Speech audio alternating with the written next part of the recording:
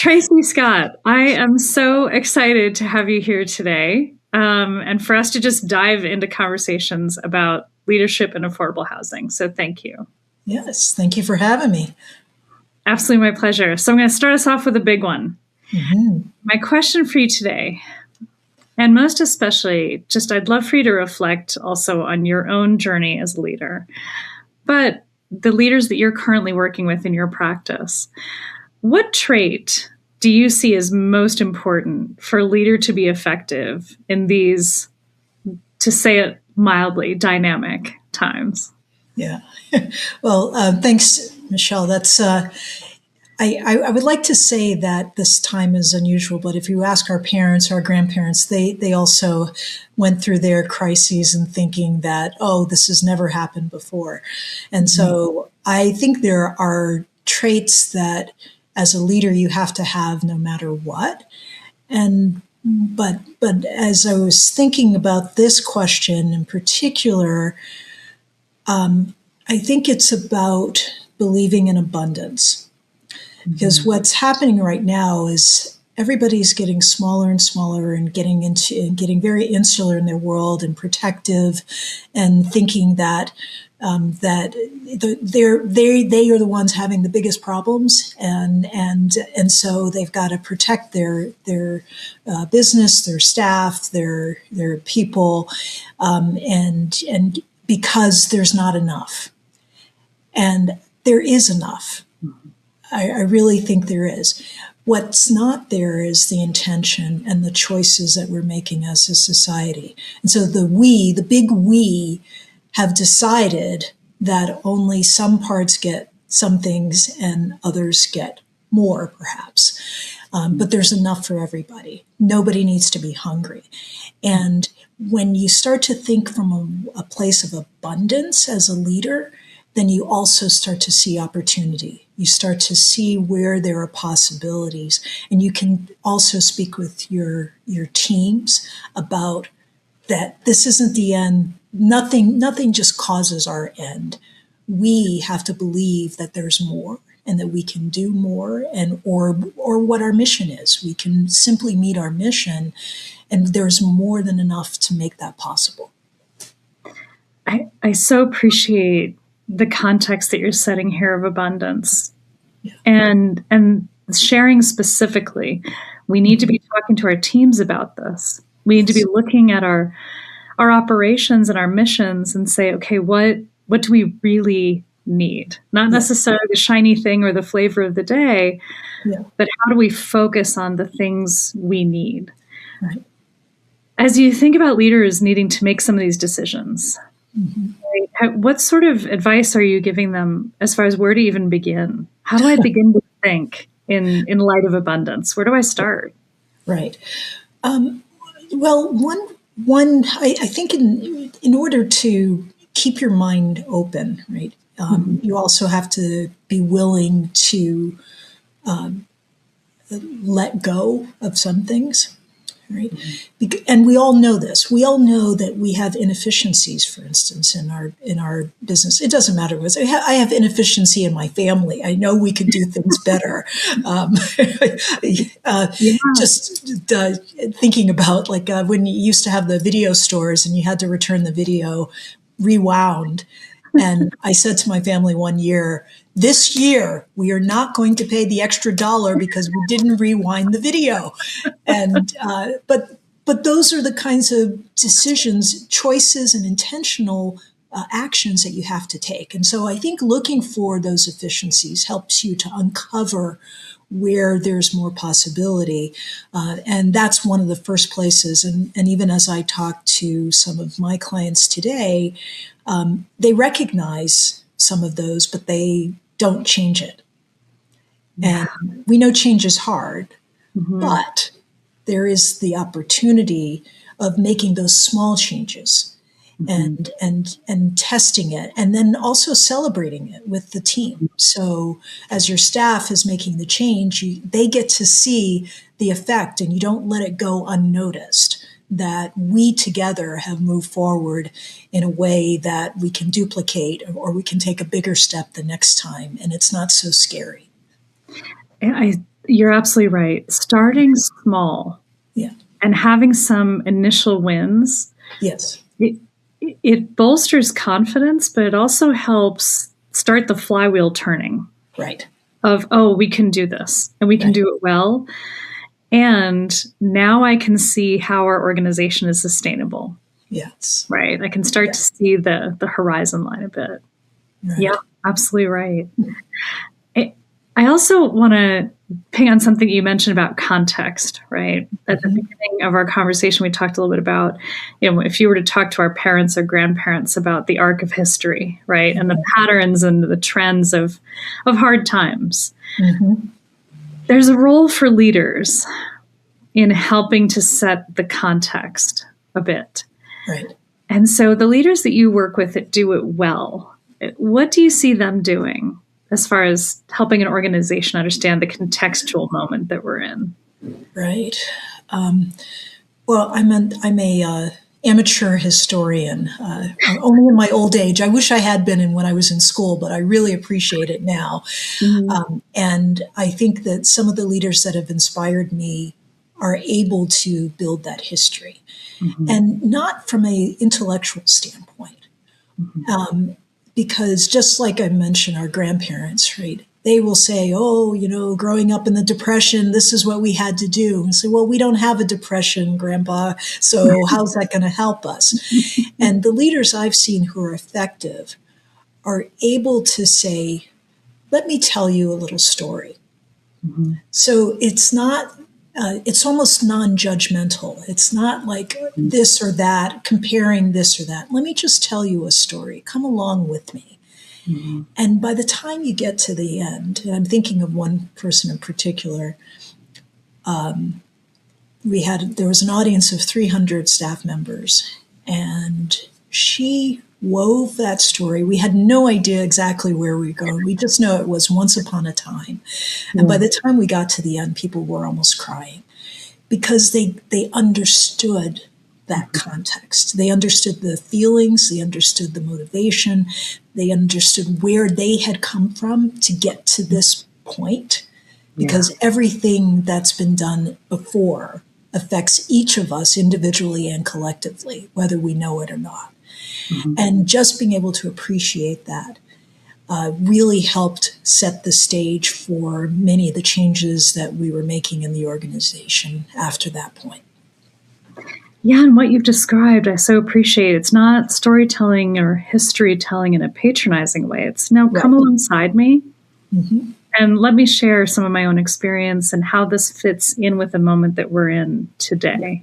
Yes. Right.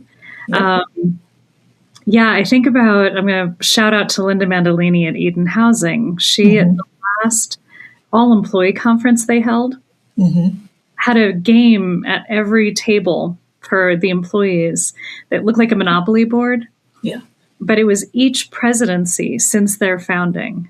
Oh, wow. So it showed the housing policy at a federal level. It was what governor in California, right, was in position at the time and what that meant for Eden, where there were moments of growth and opportunity and opportunism, right, help set the context for where we are today.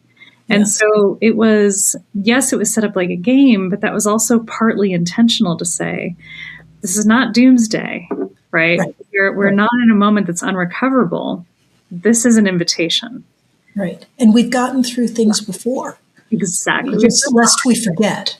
Right? Yes, exactly. Exactly. We can show that we've done the hard things, we've made some hard decisions, and every challenge like this is an evolution. Right. Right. It's a spark, it's a catalyst to help us figure out what the next version of ourselves looks like. Right. Yeah. It's funny that this makes me think the book that I'm recommending now more than ever to some of my clients is Rules for Radicals. Saul Alinsky. I'm sorry. Say again. Rules for Radicals by Saul Alinsky, right? Good Chicago, right? Yeah. Okay. But it sets a context for a moment then. Right, it has lessons for today and now. Right.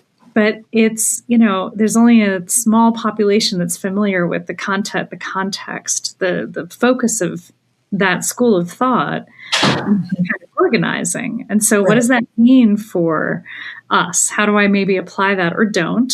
But what do I learn from it? Right. Yeah. And that's why I say it's sort of ironic. My high school teachers would probably laugh that I say I really, really enjoy history now because we're learning in unexpected ways. That's what's really important. And I think it also goes to leadership, which is finding those analogies, those stories, those proxies for the current situation. Because sometimes, especially when you're talking about your team members and your staff, they may get nervous. And so they're only thinking about what's in front of them. And sometimes that story just helps them to step outside enough to recognize where those possibilities might be, and it doesn't make them nervous. It's almost like making the cartoon version instead of the serious drama film. And maybe I'll get the lesson because the cartoon is less threatening for me. That's right. That's right. And it's perhaps also in bite-sized pieces. I don't need to be as overwhelmed by the arc of history. Just let me take one piece of it. That's right. Yeah, that's exactly. Right. And so, this pivots to another question that I had for you today. Okay. When we think about the arc of history, this can feel like a disaster of a moment that we're in, right? We've gone from COVID to chaos, and here we are today. But there's an old expression that I learned early in my career of never wasting a good disaster. And so, when you think of this moment, what opportunity do you see in this moment for affordable housing? What might we be missing in sort of the noise of it all? Right. Yeah. I think Rahm Emanuel is given the credit for never let a good crisis go to waste, but I'm not sure. It may be a Chicago thing. But, I should figure out who that quote. Yep. Yeah. I'm bringing up the words, right, because it's disaster, crisis. All of these words are words that bring our tension level up and our stress level up. Change is another one of those words, right? When you say change, of course, people get nervous. I think it's important for leaders, and it's certainly the way that I've operated as a leader, is change is opportunity. And so the chaos that's here, and I'm not a scientist, but I know chaos theory, they talk about chaos theory. Well, what is it about chaos theory? Well, everything looks like it's chaotic, but there actually is some equation that comes out of that makes sense of it. And it goes back to what I was saying about abundance, because part of what you have to do as a leader is you have to keep your eyes on the ball. And you have to be able to see through that chaos to see where the next step is for your organization and what you might need to be planning, even while it's chaotic around you. So it's the calm in the midst of the storm. And in housing, I'll go back to your question, sorry, but in the housing space, right? Yeah.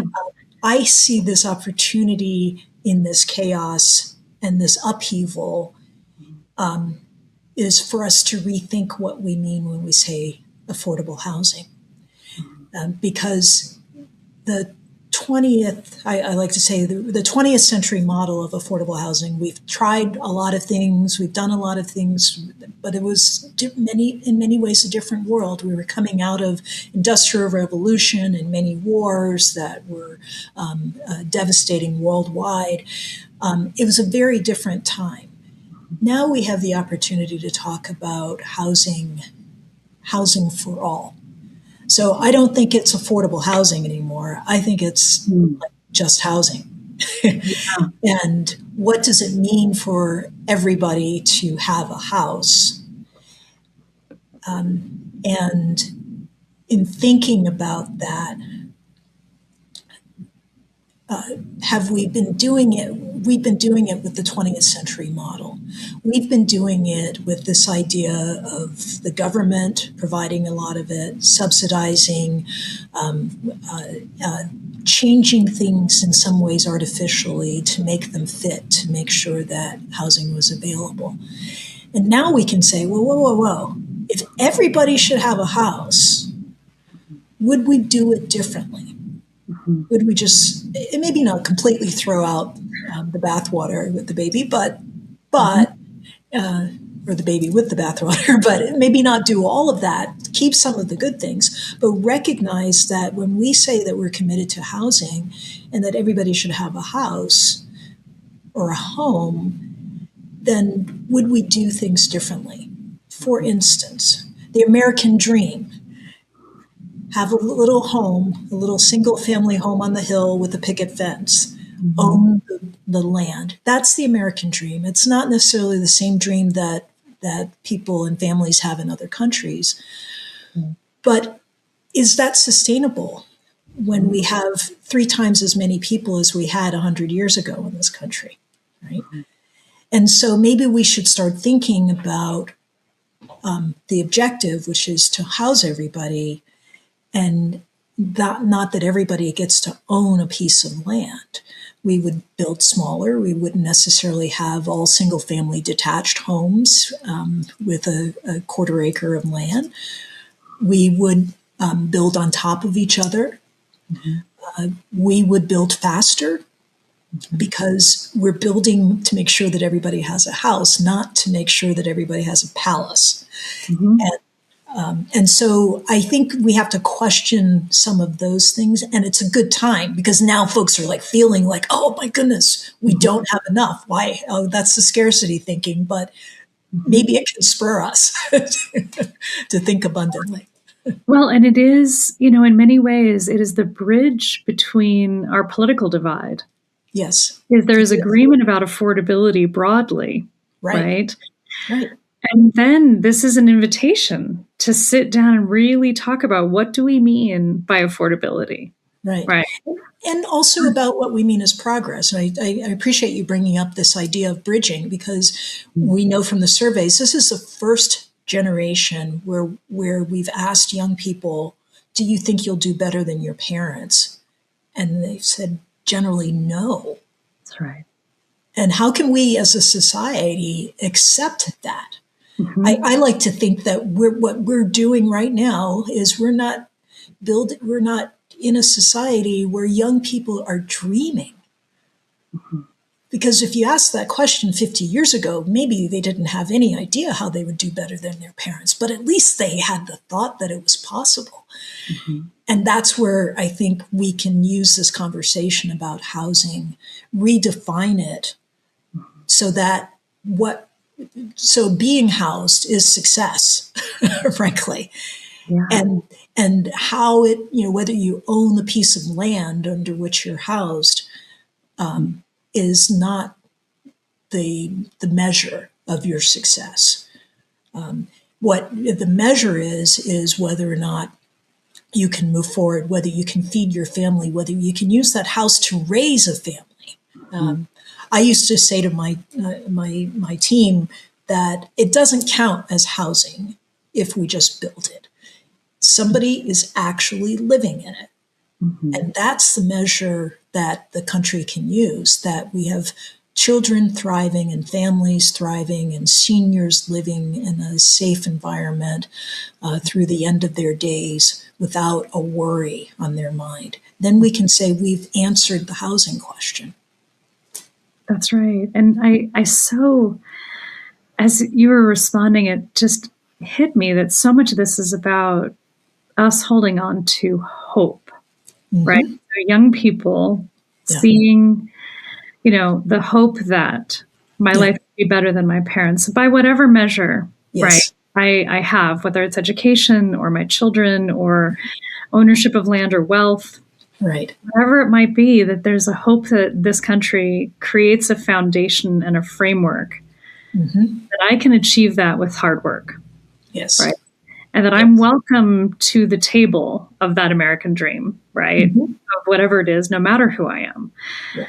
And that's, I think that is something that language has been missing Mm-hmm. for a few years now, such that it does, that was a harsh reality when that survey came out, right? Yeah. About Yes. adults just not feeling that hope. There's American exceptionalism, the pros and cons of it. And part Right. of that, we Yeah. continue to hope. Our consumer confidence numbers, like really strange, are still incredibly high in this country, right? Yes. So we Right. still believe in some things. How do we broaden that, right? And to your point, as an industry, I'll say a sector, whatever we want to call ourselves, those who build the housing, it's such an invitation to respond to what the next version of that American dream looks like. Yes. Yeah. And it's a change management issue, as we were talking about earlier, right? As what do they say? Execution beats eats strategy for lunch. I like to, and then it's culture eats execution for breakfast, lunch, and dinner. Yeah. And in that sense, what is the American dream? We're a country that's been founded on this idea that we can build the place that we want. And there's good history, and there's some more difficult parts of that history. But that, going back to that survey of the next generation believing that they can do better than their parents, or they can do more, or they can explore more, that is the American dream. It's not just the house that you live in, but that there is endless possibility, or as the French say, nothing is impossible. That, to me, is the spirit that this country has been built on. And when it comes to that housing question, that's base level. Everybody should be housed. Nobody should be hungry. And we have more than enough to make that happen if we choose. That's 100% right.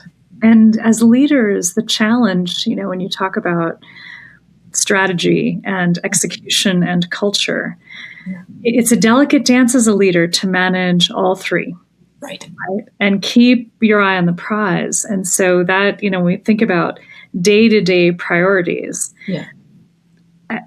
there's sort of this question of like, what is perhaps an unheralded skill, right? Or behavior that you think can make or break a leader in these moments, needing to think about strategy and execution and culture? Yeah. I think it is about having the courage to say no. And another way to think of it is setting boundaries, right? Because often we are asked to do everything for everybody, everything everywhere all at once, and which was a very very good movie on so many levels. But as leaders, we're often asked that, and I believe that you have to set some of those boundaries, and because it is about choice, and time is perhaps the only limited resource we have. And so if you are trying to do everything all at once, it also, when you're thinking about the teams that you're leading and the staff, that you're asking them to do everything all at once and placing this extra pressure on them. And so as a leader, part of what we have to discipline ourselves is to say yes and no. And part of it is to protect them so they can do the yeses. No, that's right. That's right. Unless we, as leaders, and I appreciate your use of the word courage here. Yes. Because it's not, we are an industry of yes and I'll find a way, right? And so hard no's don't come up very often. And yet that is precisely what enables us to continue to make the hard decisions and survive for the next day. That's right. Well, and I agree with you. I think it's, in some ways, we are yes and because we're so mission focused. That's right. And so committed to making sure that we're helping and serving people and building the houses, providing services, really helping people move forward. That is such an honorable mission whatever organization, whatever words you use to describe it, it's honorable, respectable, and we will burn out if we try to do it all at once. Everything everywhere all at once. Yeah, absolutely. That's right. There was a great story when Mercy Housing was first founded. Mm-hmm. It was founded really by the sisters saying, we want to start this new ministry. Any nun who wants a part of this, if you have a phone line and a typewriter, you're in, right? 1981. Yeah. And soon they found themselves scattershot across the United States with no sort of economies of scale, not really centralized in any way for property management or portfolio management in a way that was thoughtful. So it was everywhere. Yeah. And my favorite quote was from Val Agostino, one of, the leaders at Mercy Housing who'd been with Mercy for years. And she said, at the time, we didn't realize there was a need everywhere. Yeah. And as we kept getting the calls and we realized there was a need everywhere, we also realized we were not the right solution for everywhere. Everyone. That's right. So the no's had to begin, right? Yeah. Mm-hmm. Can you come to Eastern Texas? Yeah. No. As, for our organization, the way we're structured, but we can recommend a partner who highly regard, right? And so how do we balance, right, our own sustainability with courageously saying no and building partnerships to be able to still say yes and, like, this is New Jersey, right? I got a guy. Like, I have someone who can step in and be of use for this need, but it's not me. Yeah. Well, I used to talk with my staff about the 70-20-10 rule. 70% of what we do is every day we turn the lights on, we are powering the engine, keeping everything going. That's what's 70% of what we do. 20% is making that 70% more efficient. Or finding a new way, or adding a new way of doing something, or, speaking, it's the operational improvements that we talked about. And then 10% are for those pie in the sky ideas and innovation that will take us to the next level, or the next chapter, or the next service, or the next project. That it requires us to sit and think and experiment and pilot. And so the 70% of my staff, I want to say, keep doing your 70%, because you're keeping the mission, the boat afloat. Yeah.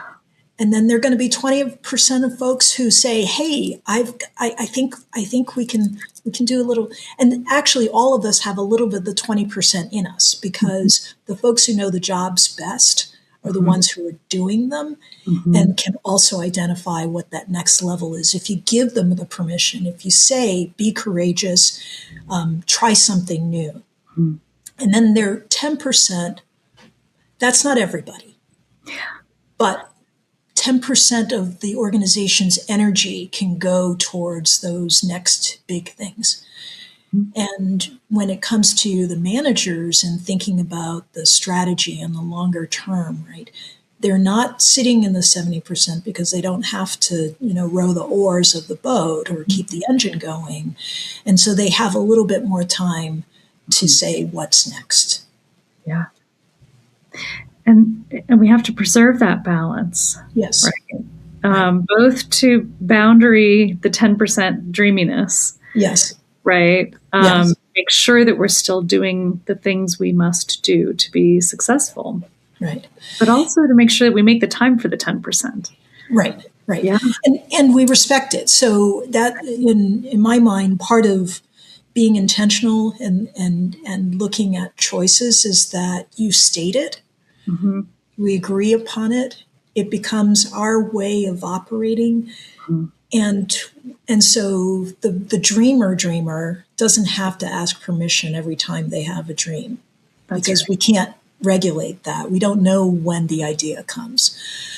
But we collectively give permission to that dreamer to say, okay, the other thing I used to say is sometimes this is a 72-hour idea. So go away for 3 days, think about it. And if you come back and say, wasn't that a great idea? We'll move on to the next one. All right. Yeah. And we don't distract ourselves with it. And so whether you call it a 72-hour or a 4-week exploration or, the idea is that we have given each other permission to dream and to operate within that framework that says that up to 30% of our time, we are working on doing better, different, new, and helping to move the organization forward. Yeah. This makes me think there's a client that I'm working with currently that found that culturally and otherwise, really stuck only in that 70% space, right? The day to day. Yeah. And so what they did was they created no meeting Thursday afternoon, where no meetings are to be held. And every 6 months, there would be some sort of a day that would just be a celebration of those no meeting afternoons. The expectation is that you use those Thursday afternoons to explore some idea that you have thought about how the organization either could explore a new product, could find efficiencies, new services, programs, grants, and spend that time exploring. And then twice a year, the employees gather to share, almost like a science fair poster session. Yeah. Thing that I explored and what I learned. Right. And they're finding that has cracked open this opportunity, especially because they're largely a remote organization, to collaborate on some of those great ideas in those twice a year poster session meetings. And so how do we create the space, right? There's some nice models out there, right? Where we can explore how to be really purposeful about it. Yeah.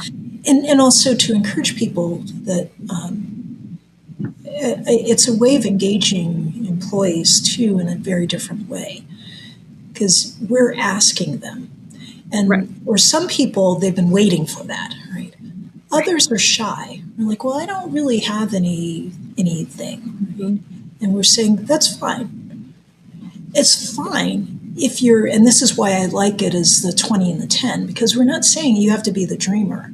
But, I come from the government space at this point, right? And so we like forms. And I found that there's some employees who said, we don't know why we have that box on the form. But every time we get to that box, it causes angst. And I said, well, what's the box for? And so we don't really know. It was this, it's that. So we'll take the box off. How would that feel? And they said, I can? It's like, okay, 72-hour idea. Go explore it. Make sure there's no regulation or, this or that requires that the box is there. Ask people who've been here, who've used the box, whether they, and take the box off. And what a freedom, because they were the 70% who say, well, that's what I do. I do it well. I do it the same way every day. And I've done it the same way every day for the last 15 years. But they also had something to contribute. Of course. Yeah. This box is painful, right? Yes. But sometimes it's hard to see, well, can I remove it? Am I in trouble if I ask, right? To your point, if I'm shy about it or just, relate to the rules differently. Right. And that's the culture part. Yeah. And going back to your question about these times, it takes that thinking, that collective thinking and that collective lift. So while leaders can lay some foundation, set some structure, and draw the lanes on the highway, we're not driving the car, we're not building the road. It's everybody in the organization that's part of that. And so that culture, a culture that says, not only do you have permission, you don't actually even need permission. That's a growth for the organization. That if you are in this organization, there is an expectation that we're all lifting, helping to lift us up. And it's not pressure. It's just the way that we view the world, that everything is possible. And as long as we're moving in the same direction, that we're committed to our mission and committed to the outcome of that mission, which is the people that we serve, and bringing it full round back to affordable housing, then as long as we have those things in place, then we can move forward and we can survive as an organization. Yeah. So one thing you didn't ask me, or you did ask me about a trait. Another trait, I think, is this agility. Yeah. As a leader, you cannot be beholden to the past. As they say, history doesn't predict the future. Well, there absolutely is no future if you only think that it's what happened before, or that it's been done before, or been done exactly the same way. Mm-hmm. And so that pivoting and the agility, and this goes to setting some of those boundaries, because you're like, okay, can't go that way, we'll go this way, right? Yeah. And that's okay, because we can't go that way. The wall is still there. And so why am I so committed to us just hitting up against the wall? We're a little bit of the robo vacuum, right? We're just stuck in the corner. We keep spinning and we're still stuck in the corner. Yeah. And that doesn't move us anywhere. And eventually the battery wears out. Mm-hmm. Yeah, and that agility, being able to say, where I see us going puts us right in a corner, stuck. Yeah. Yeah. So what do we need to do to sidestep that? Yes. Right? Or acknowledge that we're stuck. Yes. And have the courage to say, we are just hitting our heads up against a wall right now. And I see that in many organizations for whom grant funding for certain grants was their one trick pony. This is how we did it. It's how we've done it. That's right. For, at risk of heresy, right? I think LITech is one of those programs. Mm-hmm. We've become more complacent because we have this program that admittedly is fabulous. I mean, the structure of LITech works for so many reasons. Mm-hmm. And yet, I think in some ways it started to hamper innovation. Yeah. Because there are other ways for us to look at, as you said at the beginning of our conversation, what is a home? Mm-hmm. How are we structuring the idea of what is affordable housing for the future? Isn't what it was. Right. And so funding sources for what may be haven't even been contemplated. Exactly. And so let's build some more experiments. Let's keep trying. And frankly, as a sector, our innovation has kept us alive this long. Let's not stop. Yes. Right? Yeah. This is an incredibly bright sector, full of ideas. Right. And I just want us to keep, encouraging our teams at every level to keep thinking about what if. And I love the 72-hour idea concept, right? Let's explore it. What would we break, right? What do we need to know? If we're not ready to make a decision, what questions do we still have? That's right. That's the baby steps. Let's just start moving in that direction. Yeah. I would add to that in terms of our thinking about housing. There's the funding side and how do we make it happen. There's also this technology question. And